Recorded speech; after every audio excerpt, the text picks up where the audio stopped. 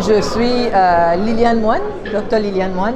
Je suis experte en droits de l'homme. Je pense que c'est une excellente opportunité, une excellente plateforme déjà pour que toutes les institutions africaines réunies sous l'égide de l'Union africaine se réunissent pour penser à la position de l'Afrique sur la question de la dette.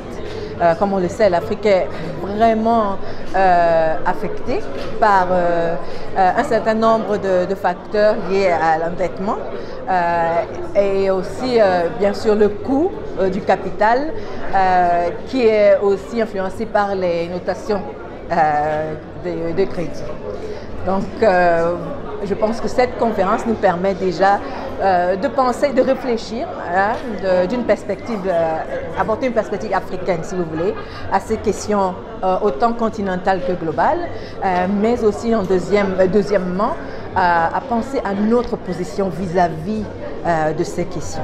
Le premier point, le fait que les notations de crédit ne donnent pas toujours aux États africains l'accès aux marchés internationaux. Quand ils ont cet accès, c'est vraiment à des coûts très élevés. D'une perspective droits de l'homme, ça fait que les États africains ne puissent pas toujours remplir leurs obligations en termes de droit à la santé, en termes de droit à l'éducation, droit à la protection sociale. Donc, elles ont vraiment un impact négatif sur ces droits économiques et sociaux. D'où l'appel aux États africains et aux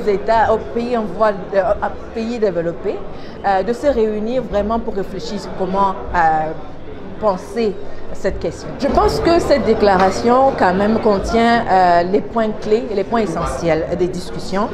Je suis d'avis néanmoins qu'il pourrait y avoir des éléments additionnels qui pourraient être intégrés, notamment comme on l'a mentionné tout à l'heure, le rôle du Parlement qui joue vraiment, le Parlement joue un rôle super important et il n'est pas assez capturé dans la déclaration, le projet de déclaration que nous avons reçu, mais également le rôle des agences de notation de crédit. Qui n'est toujours pas capturé. Et comme je le disais, elles ont un rôle important et elles ont aussi des responsabilités qui devraient être intégrées. Donc il faudrait que l'Union africaine pense un peu plus à sa position vis-à-vis de ces agences de notation. Bien sûr, on sait que l'Union africaine elle-même est en train de penser ou d'établir une agence de notation panafricaine.